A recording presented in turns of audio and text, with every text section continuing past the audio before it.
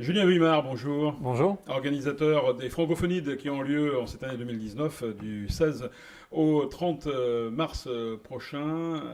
C'est un rendez-vous traditionnel pour présenter cette édition, cette 9e édition. Hein. Ouais. Qu'est-ce qui a changé finalement depuis le début? Tous les ans, on va un petit peu plus loin dans la démarche. C'est ça, on développe un petit peu plus d'activités chaque année. On a commencé effectivement en 2011 avec un concert. On avait accueilli à l'époque Michael Jones. Et puis on avait quelques activités. On ne travaillait pas encore avec les écoles. On faisait un buffet gastronomique en salle du conseil municipal à Vernaison, voilà, avec de la gastronomie de tous les pays francophones, un petit plat canadien, la poutine par exemple. On avait des plats créoles, on avait ce genre de choses. Et aujourd'hui, effectivement, on travaille en partenariat avec 2 maisons de retraite à Vernaison et également avec une école, l'école privée Notre-Dame. Voilà. Alors, on va dans le détail là-dessus. L'esprit, c'est toujours le même? Toujours le même. L'idée, c'est de célébrer la langue française pendant le mois de la francophonie. Voilà. Et il y a une date pour la francophonie, puisque depuis 1988, c'est le 20 mars. C'est ça, le 20 mars, oui. Voilà. Tout à fait. Et alors, qu'est-ce qui se passe le 20 mars pour les francophonies dans rien de spécial? Alors le 20 mars, ça tombe pile sur un jour où il ne se passe rien. Voilà. Mais finalement, notre festival commence bien avant, puisqu'il voilà. commence le 16. Ouais. Et pour se terminer le 30. Alors, Tout on à va fait. revenir sur le programme dans le détail. Toujours 2 communes concernées, Vernaison et Pierre-Bénite. Est-ce qu'on peut avoir les lieux? Alors le festival commence en fait sur la place du marché de Vernaison, avec un carré créole. Voilà. Ouais.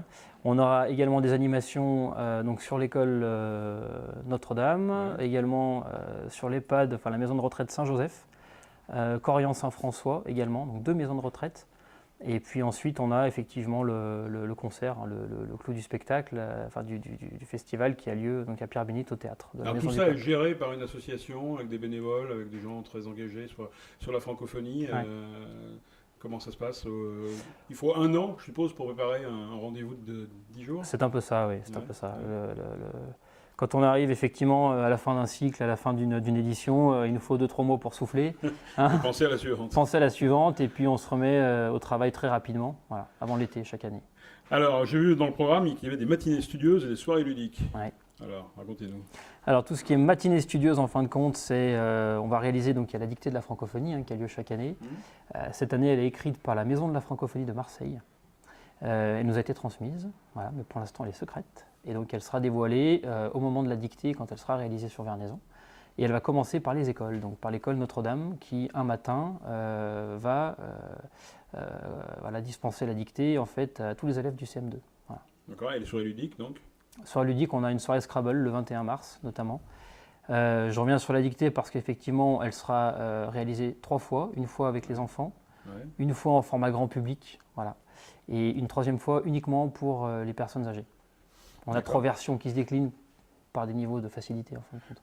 Et vous insistez beaucoup sur ces rencontres intergénérations, comment ça se matérialise pendant ce... On trouve que ça a beaucoup de sens en fait, hein. C'est l'occasion de faire venir les enfants des écoles dans les maisons de retraite, à l'inverse de faire se déplacer les personnes âgées, sortir des maisons de retraite, aller jusqu'à donc à l'école du village, rencontrer les enfants et puis travailler autour des mots. Voilà. Alors, les mots, il y en a 10 de la francophonie. Cette année, on est sur les le... donner Ouais, c'est ça, tout à fait. Donc la les thématique 10 mots sous toutes ses formes. Alors on a arabesque cette année, composé, coquille, cursif, gribouillis, logogramme, phylactère, rébus, signes et tracé. D'accord. Ce voyage aux Caraïbes, alors le samedi, c'est quoi? C'est sur le marché, c'est ça? Alors On va pouvoir acheter des acras de morue, des choses comme ouais, ça? ouais. Ouais. L'idée est venue d'un... C'est quoi?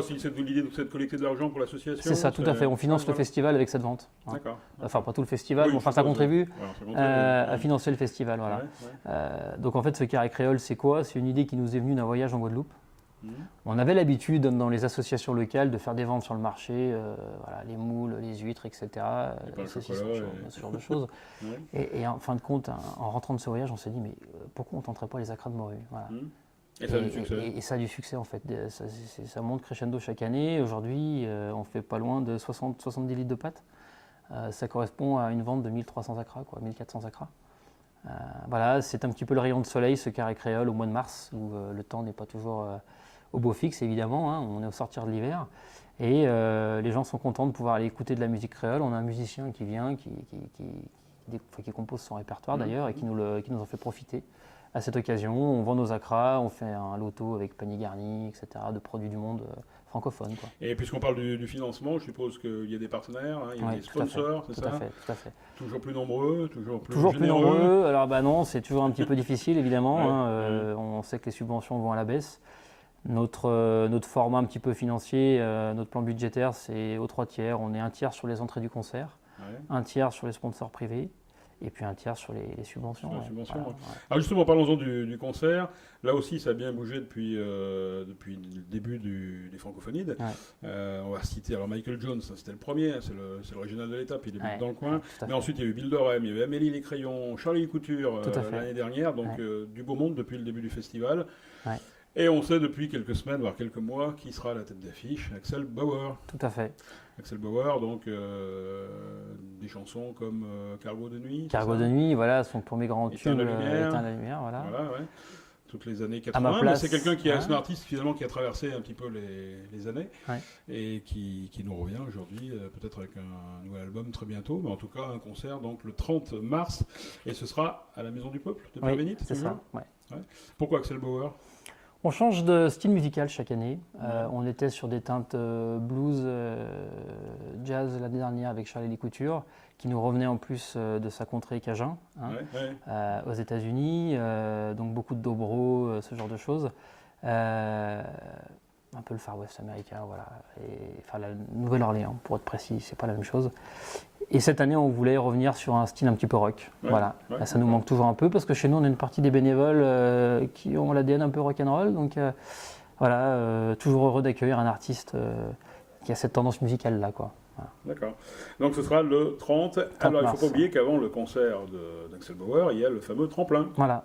Alors comment ça se passe le tremplin cette année? Je crois qu'il y a trois groupes ou trois artistes. Trois groupes qui ont été Qui sont retenus, ouais. sélectionnés. Voilà. Sur combien de candidats finalement? Sur une 28 cette année, je crois. 28. Ouais, Donc c'est vous les voyez tous jouer sur scène et vous envoient des vidéos, ils font quoi? Ils nous envoient des vidéos, Ouais. des enregistrements. Il y a un jury. Le jury écoute individuellement. Voilà, il y a une grille de notation.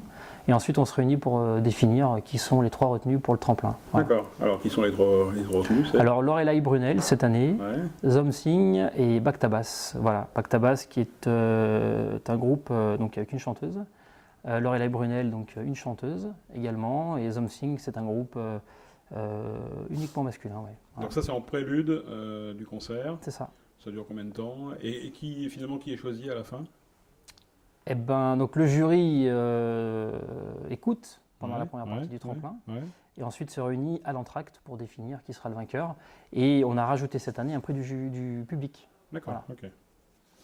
Eh bien, parfait. Donc, du 16 au 30 mars, les Francophonides. Merci, Geneviève Humard, de nous avoir parlé de cette 9e édition. Tiens, pour la 10e année, il y a quelque chose de prévu On y travaille. Je tiens à rajouter par rapport au tremplin une information assez importante. Ouais. C'est que cette année, on a été remarqué oui. par la production, The par le Voice. directeur de casting de The Voice, ouais, effectivement. Donc, il y aura un représentant. Bruno Berberes, il envoie un représentant cette année pour intégrer le jury. Voilà. D'accord. Pour être toujours au plus près des territoires et de pouvoir veiller à trouver effectivement les pépites, à dénicher les pépites. Donc, peut-être qu'il y aura hein, une pépite Pierre Beniten voilà. l'année prochaine ou dans les mois qui viennent à The Voice. Merci beaucoup, Julien. Mais je vous en prie. Merci. Au revoir.